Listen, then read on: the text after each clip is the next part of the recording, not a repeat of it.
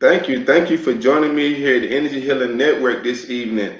I am pleasured to have Kate Troyer joining me here this evening. How are you doing today, Kate? I am doing fabulous. How are you? Yeah, I'm doing great. Great. Yeah, Kate is a I have to make sure I get this pronunciation right. Practitioner, intuitive home wellness practitioner. Let me get it correct. Um, but first of all, I'm going a little fast. Tell us where you joined us from. I am in Ohio, in a suburb kind of outside of Cleveland. Okay, okay. Hmm. Midwest. Yeah, Yep. yeah, yeah. Well, it kind of, can let our audience kind of know, a little bit more what you have going on and, your approach to bringing energy, and light, love and light to the world. Yeah. So I like to always say that feng shui kind of found me. And I definitely, about 6 years ago, I started a home staging and design consulting business here locally. And when I started that, I definitely had no idea that I would be doing what I'm doing now, which is, I think, how you know that you found the right thing because it just happens to you and you have, no other choice but just to kind of like take the calling and run with it. So about 3 years into my business, I had kind of an interesting synchronistic period in my life, and feng shui just kind of fell in my lap. And when I learned about it, I instantly kind of became obsessed with it. And I had always, since I was a little girl, very much connected with the idea that my space was connected to me. And I had kind of a traumatic childhood. And one of the ways that I was always trying to like make my life feel normal, or like other kids, like my home feel normal, was to play around in my room. And I was constantly decorating and rearranging. And for my birthdays, I was like always asking for things to like, for my room or to update my room and things like that, because it was really like this safe haven for me. So, that translated into me, starting my own business, design consulting and home staging. And that was really going very, very well. And then feng shui found me, and I said, you know what, this is like what I want to devote my life to, because for those of you listening that have never heard of feng shui, or maybe you know a little bit about it, like you think, oh, it's just about moving some things around in your home and getting a better energy flow. It is that, right, at its very simplest form. But what feng shui really translates, for me, is that that your home is really a connection and a mirror of your internal self, right? That's really the best definition of feng shui. You'll hear a lot of different explanations or descriptions of it that are much more surface level. But the truth is that it's really an extension of our personal body and our internal body. Right. And what I think is so amazing about it is that your home is going to show you what's going on internally for you, what's gone on in your past, what's going on in your present, and what you expect to go on in your future. And so for me, being able to have found this connection within my space has really opened up my healing and spiritual journey in a way that I just like really never anticipated. So I thought, kind of when I started too, that it was going to be more of this, okay, let's make sure we have a good energy flow and it feels positive in here. And now I really, and I do that with clients as well. But what I really love to do is work with my deeper clients that are going through transformations, that are healing past trauma in their life. And it's kind of like this mix of like therapy and interior design. And so it's just this new way to apply energy like outside of ourselves and do the internal work through something that's external, which for some people, especially people like me, who had kind of lived in their head most of their life, and not much in the body from traumas and things like that, has just been such a unexpected blessing, and a really powerful one at that. Right. Yeah, it definitely sounds interesting, but the thing is like, you know, most people, as far as surroundings, as far as things go, if you have, to me, clutter or things that your things not organized correctly, it has an effect on your emotions that people don't necessarily realize. And so it kind of seems to kind of go down that path. Am I correct? Oh my gosh, for sure. I think there's uh, definitely clutter is a big thing that I'll work with clients with. And what's really interesting, I use this tool, and all feng shui practitioners use this. It's called a Bagua map. I like to call it a home energy map. Because one thing I've seen about this practice and why I don't think it's as popular as it's going to be in the future is because of the kind of the terminology and the verbiage and things like that that make it kind of unapproachable. So there's this tool that I use called that practitioners use called Bagua Map or the Home Energy Map.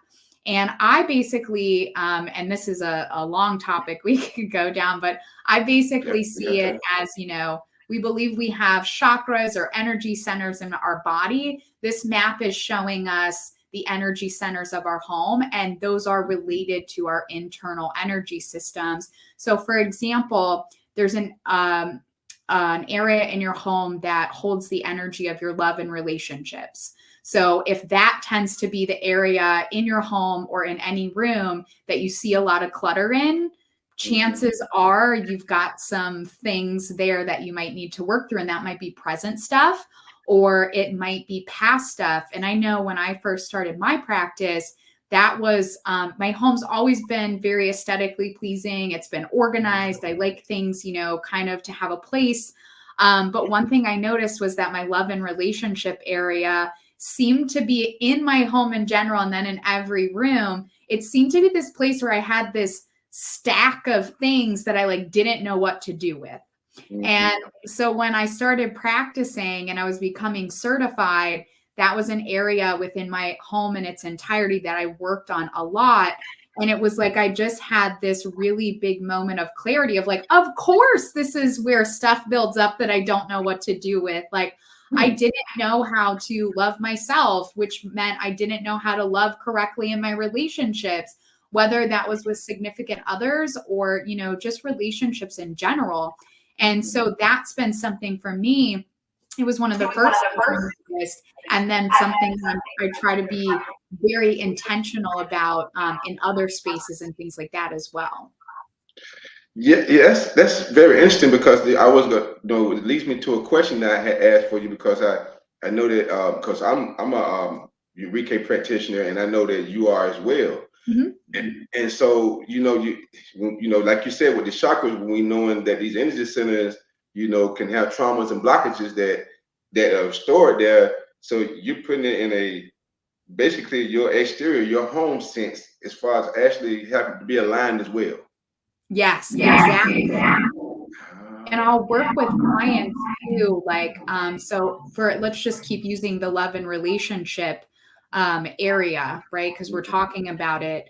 I believe, so I went on this full year and a half deep dive into what chakras are related to which energies or which energy centers of your home map. And love and relationship, I go back and forth on it being the heart or the high heart. And I kind of almost feel like it's a little bit of a combination of the two, to be honest, because the high heart is where we're able to express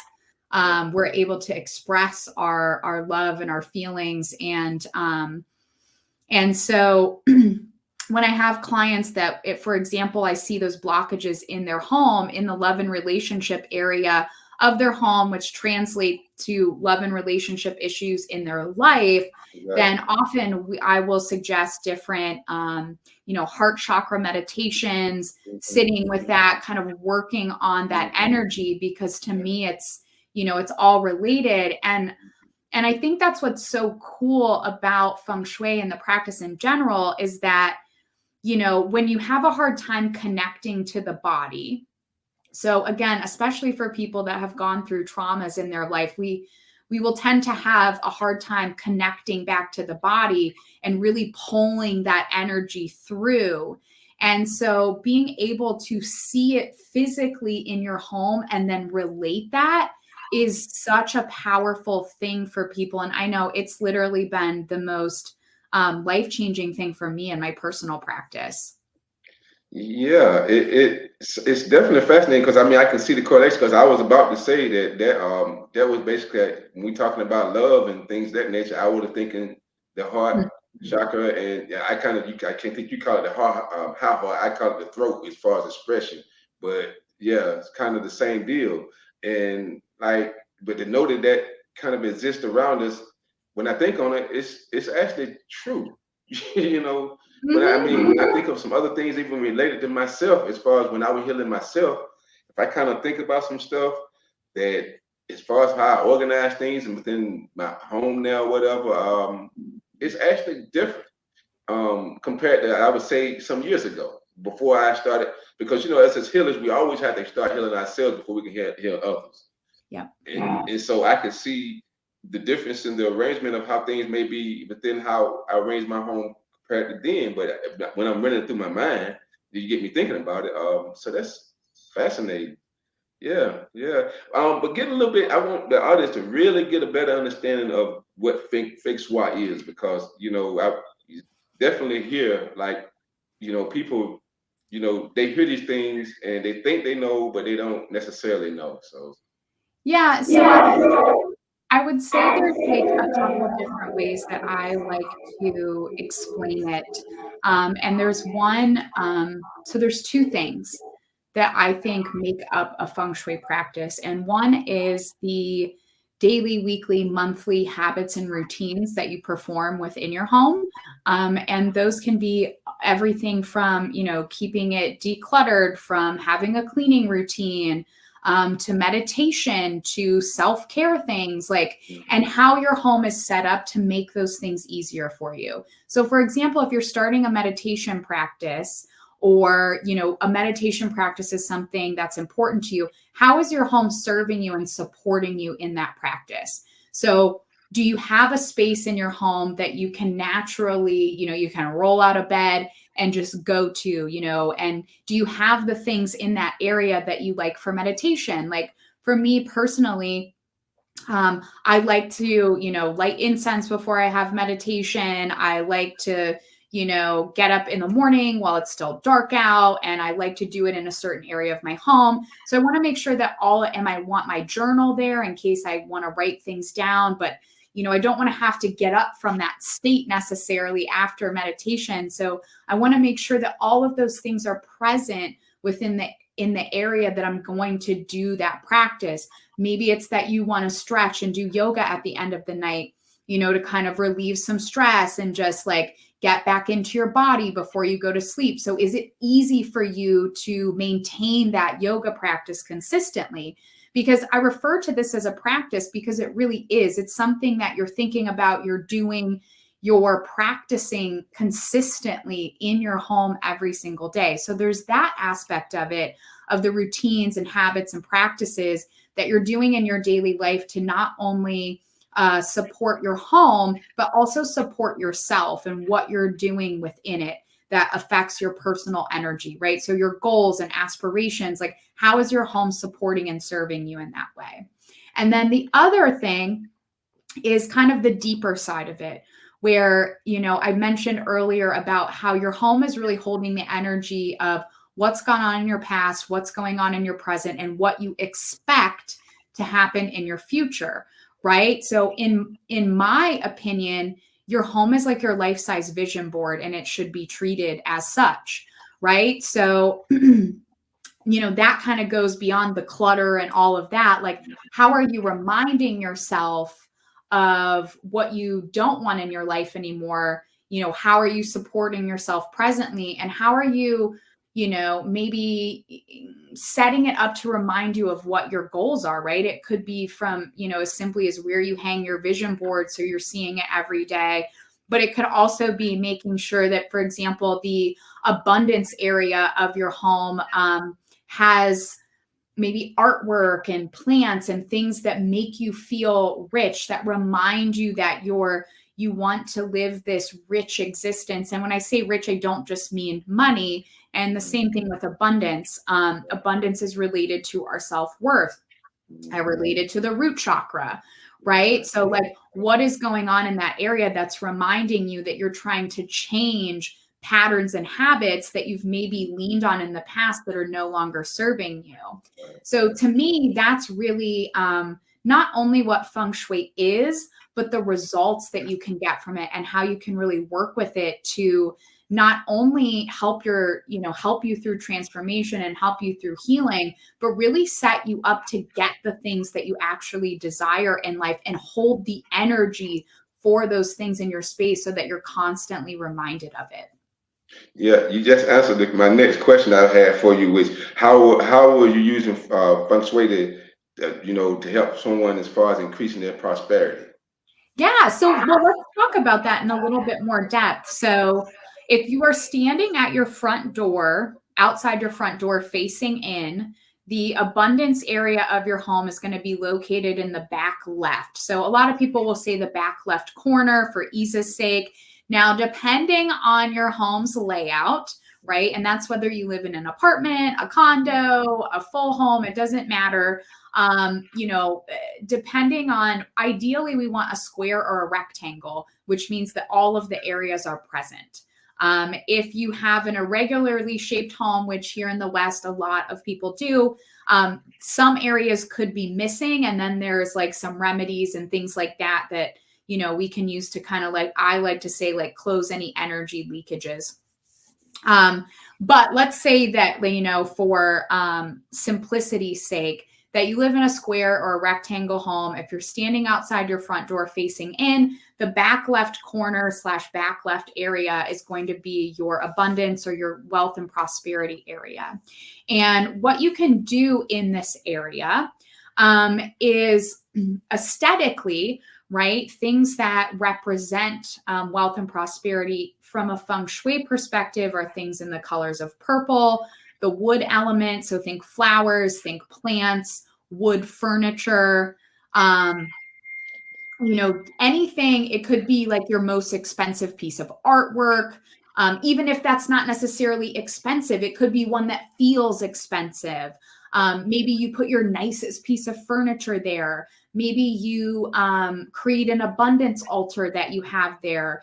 Maybe, you have trouble with prosperity in your life. So instead of focusing on the money aspect, you focus on the self-worth aspect, because that really comes before abundance is, am I worthy of receiving this? Exactly. Right? So it might be an area that you sit and meditate in, if that makes sense for your home and where it's located, and you have affirmations of self-worth there. So there's so many things, that you can do. And I will say, there's also different forms of feng shui, where a traditional or a classic feng shui practice are going to be very focused on, these are the exact things you would do, the exact colors, and it doesn't really stray far from these specific remedies.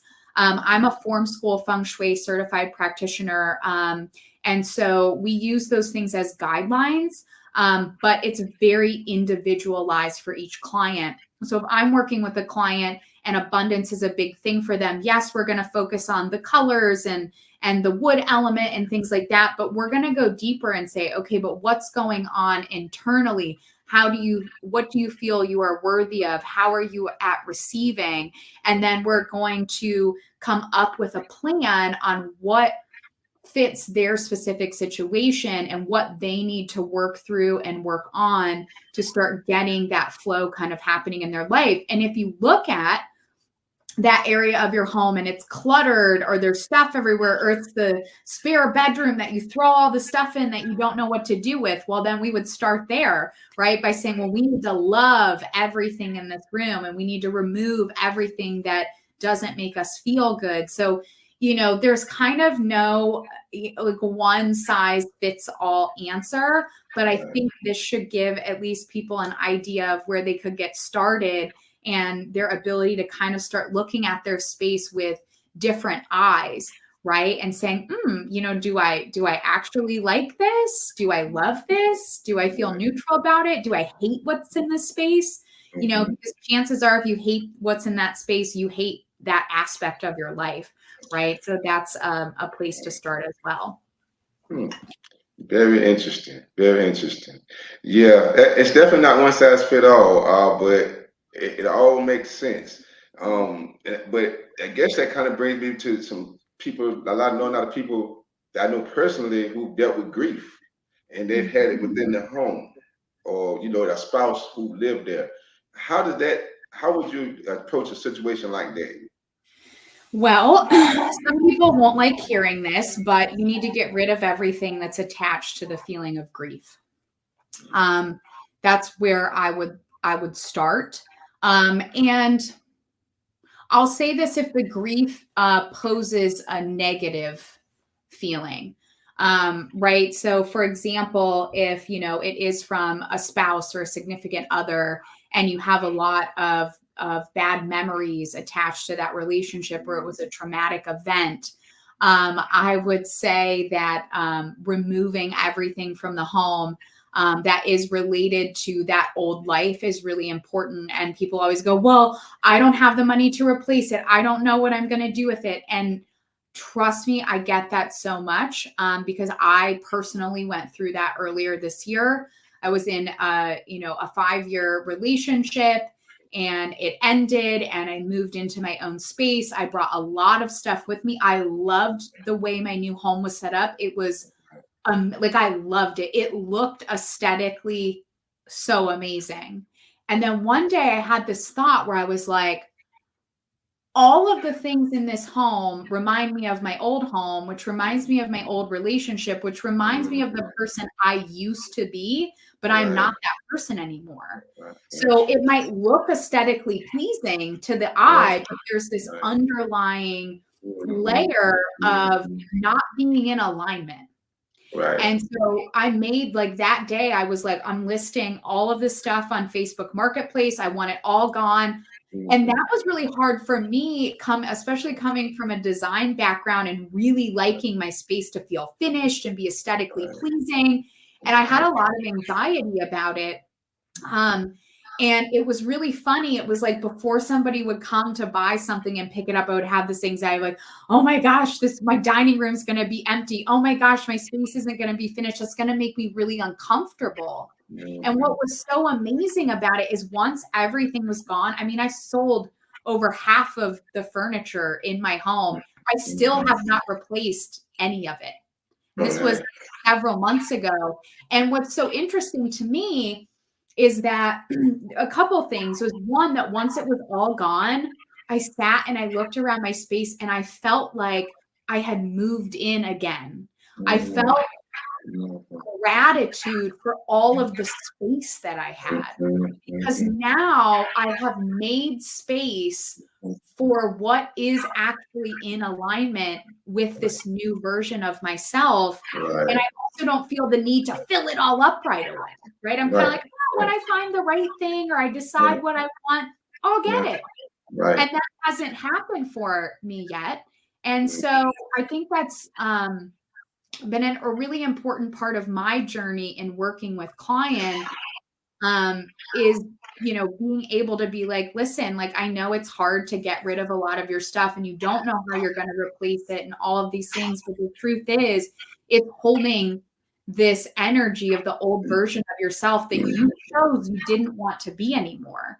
So are you willing to take it a step further and say, this isn't me, right? And are you able to release those last parts of you that are no longer you so that you can create the space, right? So we have that universal law of vacuum. If you create the space, the universe will fill it, right? And so it's a really interesting thing. So I would say grief on that aspect is one way where it's like a negative grief. And then if you have something like the loss of a loved one, a loss of a pet, something like that, creating a space within your home to honor that, right? Until you're able to, you're able to kind of move through that grief. I think it's important that we don't shut down from processing that, and we are able to give ourselves a space that we can connect with that loved one, connect with that pet, and see it for what it is, and allow ourselves to move through that, which I also think could lean into even, practices that you're doing and things like that for your, own spiritual and mental health. But honoring that within your space, I think, is really important. Right. And that kind of leads me, do you think that people that hoard, do you think that grief, some of these people dealing with grief because not unable to move forward with things too, that how do you think that plays a role when I put it in this perspective? Yeah, I definitely think grief plays a big part in it, and also trauma typically. Yeah, definitely.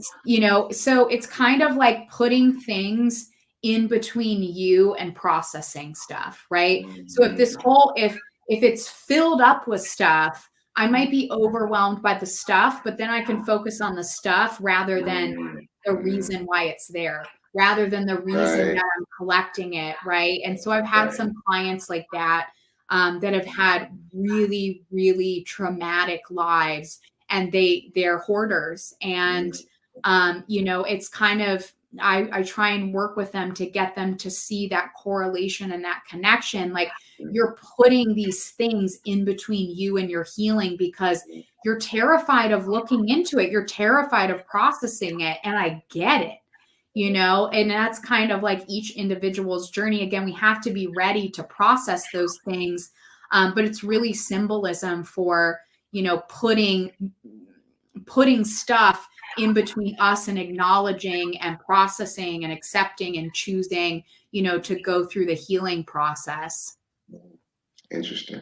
Very interesting. Because, I always known it was a psychological component to that. Clearly it is. But, as I've become more educated and, and become a practitioner myself, and then, what you do, you're looking even deeper into it because you're looking at how they're addressing the home itself, but making them address the root cause of why their home is becoming the object of their energy, as opposed to directing the energy towards the actual root cause of what's happening. So yeah, it's definitely when I think about it, a lot of people, they need to be more educated about what you do, because this is a problem that's pretty prevalent.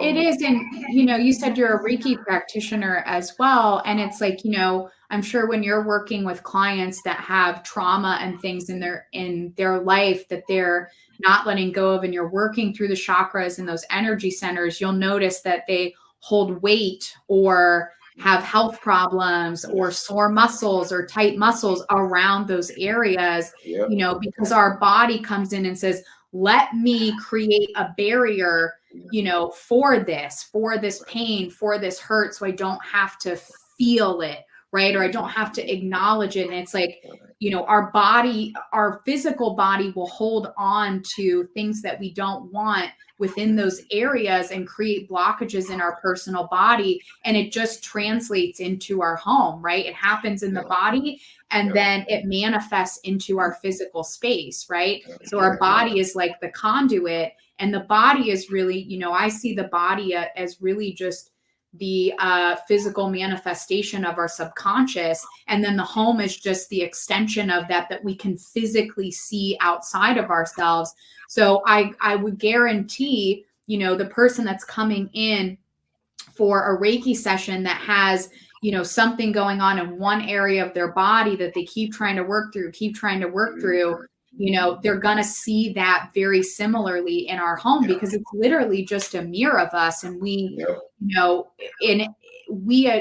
when we move into a new home or something, based on what's going on in our life at that point, we will attract a home of the similar vibration, right? Exactly. So if we're in, love and relationships aren't our thing, it could be possible that we attract a home that area is missing from the home, or, there's something, health-wise with the home that's unwanted there, or something like that, because, we're all energy and we're all operating on vibration, and we just are attracting like attracts like, and it's no different with your home space.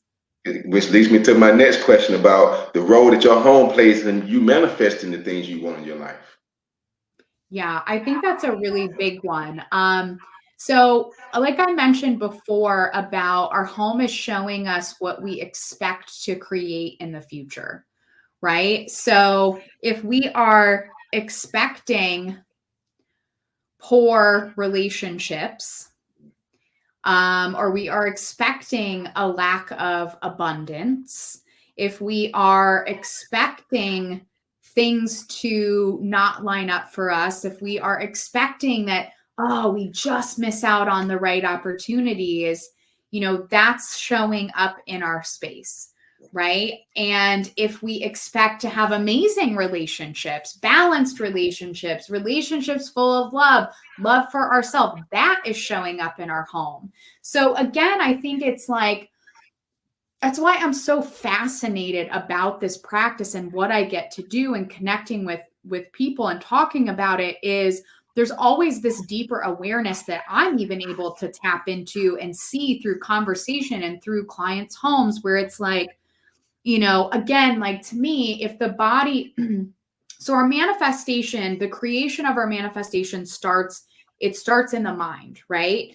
And then it has to move through the body, which is our physical manifestation of the subconscious, to then be pushed into our physical reality, right? So it's really, your home can be that space to connect you with what you are wanting to see and helping you to really repattern your mind and your subconscious into what you're actually wanting, right? And again, like we need to feel safe. We need to feel supported. We need to feel stable in order to really bring things into manifestation. And our home can be such a powerful place in that, because if we don't have this solid foundation that we are living in every day, that we're waking up in every day, that we're practicing in every day, it's harder for us to bring those physical manifestations in.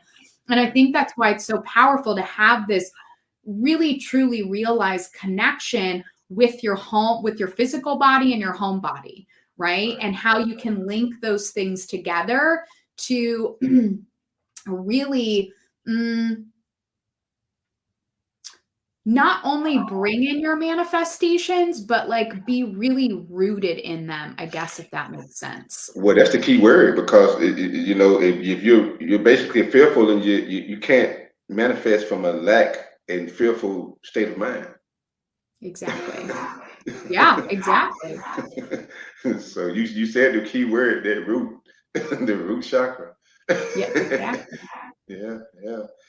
Well, how would we want to remove negative energy? How about getting people to, do these things, these practices within the home?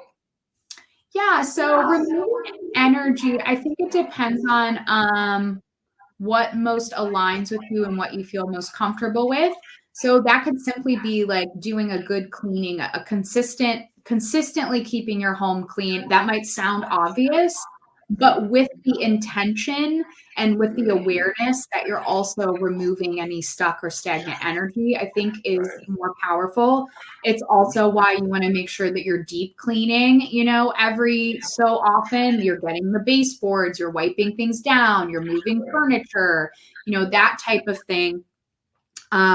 Is a really simple way that you can go about it with just a little bit more intention, right? When you're cleaning, when you're decluttering.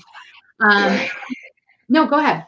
Well, that's the key word, is that I want people to really understand the power of their intention. Yeah. That's the key word you're using, but continue. Yeah, that's what it's all about, is that intention, right? And then if you feel, if you're into saging and smoke cleansing and all of that stuff, like some people are just not into that. So that's fine, right? They don't want to get all woo-woo or whatever. I personally, at least once a month, if not twice a month, I kind of have a ritual that I guess I'll share that I do in my home. I have It changes a little bit depending on like what I'm feeling. But I actually use sound and I use smoke cleansing. So I have a big buffalo drum that I go through my whole house with to break up any energy. Then I'll go through with sage to remove. And I like to also, something that I like to think about is removing all energy. Like I'm not even necessarily thinking about negative. I'm like, I want to remove all the energy because I want fresh, right? Exactly. I'm not the same person I was 3 days ago, 3 weeks ago, 3 months ago. So even positive, it's not that, you know, it's like, I'm thinking like, okay, like when I space clear, I want to reset. Right. So stale energy. Yeah. And that's just for me personally. And then I like to go through. So once I remove energy, I always want to make sure that I am then setting the intention of the energy I want to fill that now empty space. Right. So I think that's really important. If you are clearing your energy, even if you're just cleaning, right? Even if you're doing a deep clean, okay, doing with the intention of removing any stuck or stagnant energy. I want, you know, fresh energy in here. What energies do you want to bring in? Is it abundance? Is it love? Is it prosperity? Is it new opportunities? Is it new friendships? Is it, you know, all of those things? And again, if you're not into getting a drum and a sage, you know, and saging and all of that, it can simply just be standing within your home, you know, and setting that intention. And I think it's really important that this might sound kind of weird, but I like talk to my home. Like it's literally a being. It's alive. Energy. Yeah, it is because everything's energy, right? We forget that when it comes to inanimate objects, but they're in some ways just as alive as we are. And so I when I come home, I'm like, hey, hello, you know, or when I leave, I'm like, goodbye, house, like have a good day. And I know it sounds so, you know, kind of weird. No, it's not. Different vibrations. Exactly. And so it's like, it's acknowledging, you know, that your home is an energy, right? And I think the more that we can acknowledge that in whatever ways those are, whether it's through cleaning or space clearing or talking to it or meditating or setting intentions or having an awareness, I think it's just so powerful because we're honoring the fact that like, this is a space that supports us. It gives us a foundation. It keeps us safe. And the more we honor that connection with our home, the more it's going to give us, support us in the energies that we need, you know, throughout our daily life. Yeah, it does. It does. And I'm also a sound wave therapist too. So, you know, I've used, you know, all kinds of frequencies that, you know, have all kinds of effects on the person and the atmosphere itself. Plus, you know, using, you know, things like, you know, all different types of drums and, you know, I'm big on the singing bowl, you know, things of this nature to kind of put the vibration into the air. And so, yeah, these are things that I try to teach people that are very simple because like, I know people like listening to music. Well, you understanding the frequencies of the music that you listen to can also have a big effect on you and your surroundings. And sometimes I can kind of show people examples of some of the music to listen to. Let's look at what's going on right there. And then let's look, you know, and it kind of reflects itself in, you know, some places I've known because, you know, along with this music, it has positive effects and it can also have negative effects. And people need to be aware of that also within the home. 100%. Like that's like you said, the frequency and the energy that we're feeding ourselves.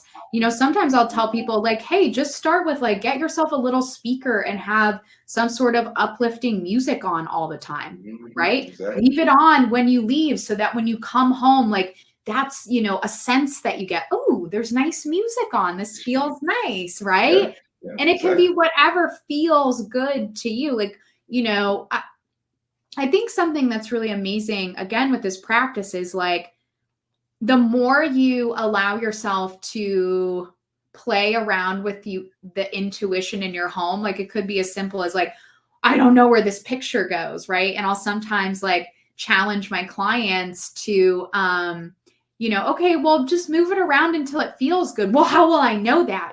This is that's what you're good at. And I'm like, is there really a wrong place? Like maybe I can say, oh, maybe you should hang that, at this level or whatever, because it will aesthetically look more pleasing. But at the same time, it's kind of like, there's no right or wrong way to decorate your home or whatever. And things, you might want to move things. Something might feel good for 3 months in one area. And then you go, oh, you know what?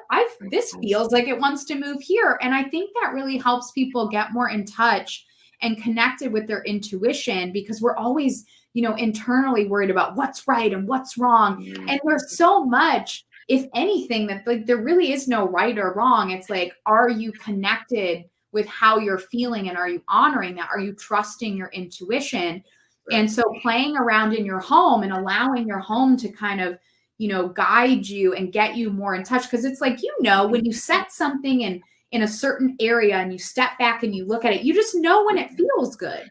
Oh, exactly. I really love that there. Yeah. That's probably where it belongs, right? Yeah, exactly. But you need to trust your own intuition instead of kind of going with the habit that's been put on, most, if they don't realize, of thinking of outside validation instead of trusting the inside intuition. Yep, exactly. Yeah. Well, that's the thing that, people don't really understand, that surroundings affect, well, as we kind of say, as, within is what kind of reflects on the outside. And so, it tells a large story about, a person, and everything they have going on within themselves. So, yeah. But tell us, how can you actually be reached to things, or better yet, let's back up. Let's talk about some of the things you have to have going on, as far as like how you actually can help people, give them some of this wisdom that you have, and then they can contact you to actually set up things to kind of get some of your wisdom. Yeah, so I offer a few different things. I kind of have broken it down to be more simplistic. I offer, and I work with clients locally and all over the country, virtually, or I'll travel, things like that. And I do different speaking engagements and things that you can usually find those things on my website under events. And I'll have virtual and local things there as well. But I basically offer two main things. One is hourly consulting, which can be looked at. I do work with clients that are mostly into design with a little bit of feng shui background, or clients that want to go full on feng shui. So I'll do hourly consulting. If people have specific things, if they want to get started in that way. And then I have kind of a bigger thing that I do that I call a home wellness consultation. And that's extremely in depth. And again, I do that with clients virtually and in person.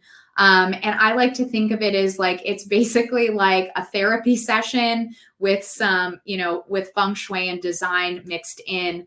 And we really get into, what do you need to heal from? What's going on in your life right now? What has gone on in your life? What are your goals and aspirations for your future? And then we're going to move through your home to see how we can connect what we just talked about internally with what's showing up in your space. I'm going to give them enhancements. We're going to talk about all the things that they can do within their space to cultivate this new version of their self. It's really for people that that's for people that want to go deep.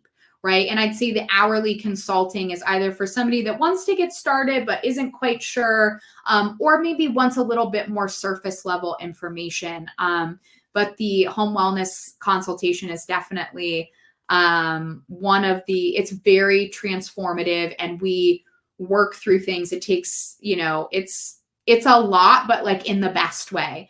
I've had clients that have said that, oh my God, I've been in therapy for 4 or 5 years, and we've worked through more things, and I've made more connections in this consultation than I've been able to in therapy. And I'm not a therapist, so I'm not saying that I am. But I'm just really passionate about what I do. And I truly believe that our home is such a powerful thing that we can connect with, and it can show us so much about our life, and how we can move forward in a more prosperous, aligned, and empowered way. You say you're not a therapist, but after I was actually, certified as a hypnotherapist. And so I've taken a lot of mindset training Mhm. courses and a lot of different, strategies over the years. Because my original career beginning 20 years as a personal trainer and strength and Okay. conditioning coach. And what comes along with that is you're dealing with the physical, but you're trying to, it's the mental, exactly. And which led me deeper and deeper and deeper into to where I am right now. And a lot of the things I've learned through all of that came back to how people are dealing with their emotional energy. Yeah. That's kind of where it kind of the root. It's like all the strategies couldn't necessarily be implemented very well when the person couldn't get to the root cause of their emotional energy that was causing these issues. And so I just, I've done a podcast, actually last week to kind of break down kind of all the stuff, some of the things that I had philosophy wise from, years ago, and then kind of compared it to what I had learned as far as emotional energy and show you kind of were incomplete with this like say for instance, one of the things would be desire, for instance, like if you desire, you had to know which way you're going to know how to get there. But if you haven't willingly accepted it within yourself, to actually, come to that term, then it just stays desire without the actual ability to apply it because you haven't matched the frequency to do so. And Exactly. and so, I think, we don't like men because as a Reiki, energy healer, I wouldn't call myself a therapist, but at the same time, in the therapy role of the hypnotherapist, I think I'm going deeper than I was as a hypnotherapist. Because these are still unconscious deals that, again, I was trying to get into with the hypnotherapy, and these are unconscious acts that because they're at an energetic level, and everything is energy. And so, again, I think with the work that you're doing, like, you can say you're not a therapist, but you're a therapist. You might not want to put a label on it, but you're doing some deep therapy work, really. So, and it's beautiful. Yeah, I think that there's like this new wave of like energetic therapists, right? Yeah, It's yeah, not so much the therapy of the mind, but the therapy of the subconscious, which is really exactly. where the unlocking of everything comes in anyway. Mhm, And when mhm. we get, not that there's anything wrong with traditional therapy, but when Not at we get all. locked into the mind and we're not Mhm, figuring out how we're working it through the body, through the mhm. subconscious, Right. it gets stuck. And then Exactly. we get in this pattern of just rehashing and staying in the mental, which Hmm.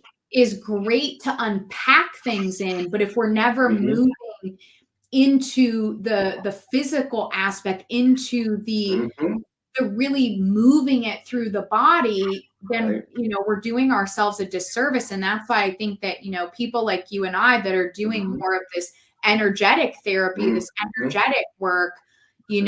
we're in such an amazing time in the world, in our society, where stuff like this is actually like people are into it and they want to know Yeah. about it, and it's Yeah. it's it's changing so fast Hmm. and Hmm. in such a grand scale Yeah. that it's really just it's such a blessing, It I think, is. to It to is. be in this space Hmm. now, and be helping people like through their own journeys, because Hmm. I think the world that we're going to be looking at in the next 5, 10, 20 years is going to be a really beautiful one, and it's because people are finally starting to get out of the mind a little bit and get into the Yes. body and into Yes. energy, and it's really Yes. exciting. We may just have a peaceful world. I think we might. We're working on it. It would be beautiful. It would be Mhm. beautiful. But all we can do is our part. This is what we're doing. We're doing, trying to help others.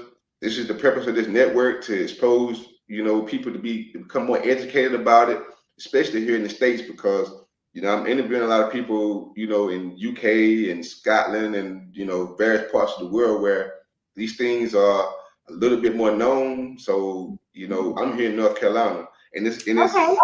yeah, so it's growing. People are getting a little bit more familiar with it. So definitely, I'm looking forward to continue to be the ambassador of keeping, educating people about these things, because you're given the ability to help people to heal themselves and help themselves. And like, it's definitely a blessing to be a part of. And I'm just blessed to be led in this path. And to deal with people like yourself, because I've met some beautiful people, and it's just more reflection of what this world could possibly be. Yeah, I agree with you. Thank you for having me on tonight. This has been such an amazing conversation. Yeah, definitely amazing to have you here. Well, what kind of events do you have coming up? Do you have anything people can get in, touch with you in and be a part of? Yeah, so I actually have, I need to look and see if this is on my website or not. Maybe I don't know when this is going to air, but I do have on November 16th. I was a part of this, it's a weekly event. Part of it's live, part of it's recorded, called The Hero's Journey. It's taken from the book, The Hero's Journey. And it's myself and maybe 15, 16 other people that are sharing kind of their hero's journey and kind of what's got them to where they're at. My episode airs on 11/16. I can maybe give you the link to that, depending again on when this airs. But that'll be something too that I think there'll be replays and stuff of it that you can get.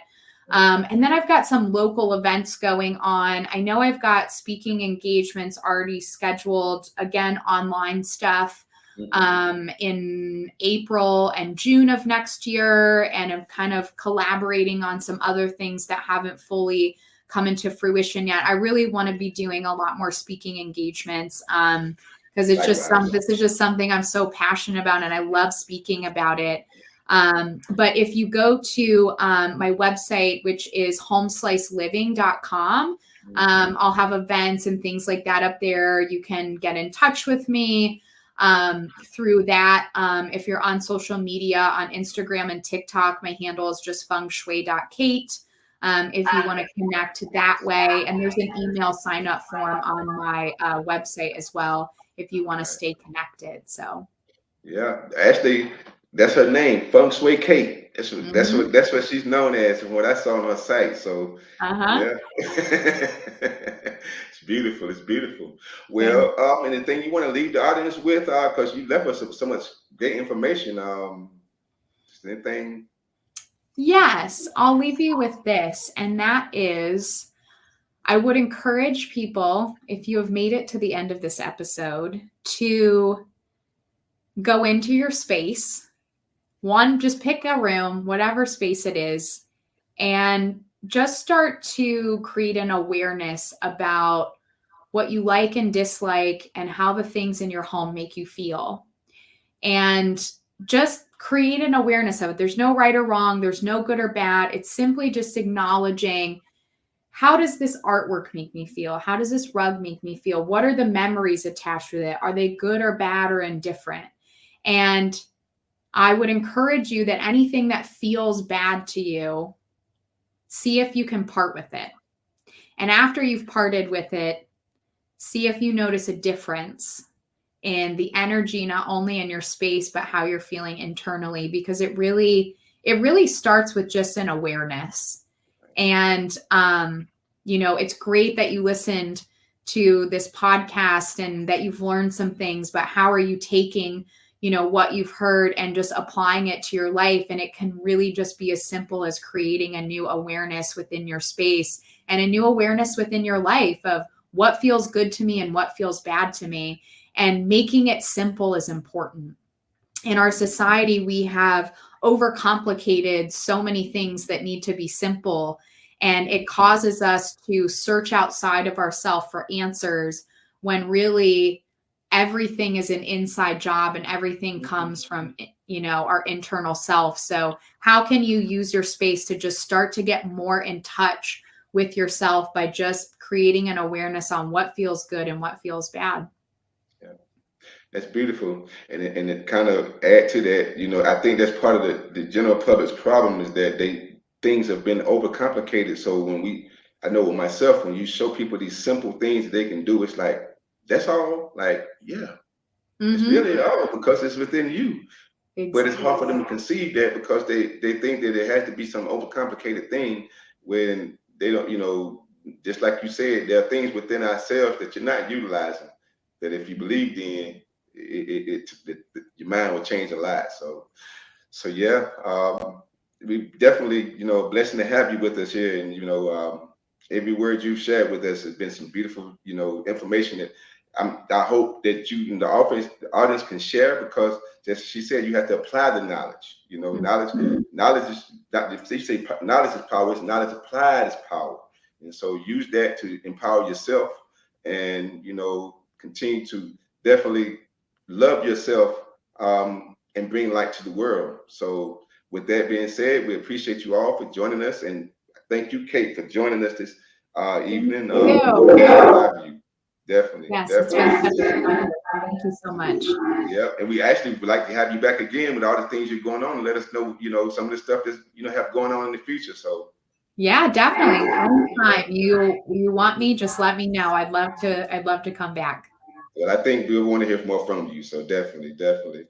Okay, Wonderful. well, thank you, and thank the audience for tuning in. And until next week, continue, like I said, to love yourself and shine light into the world.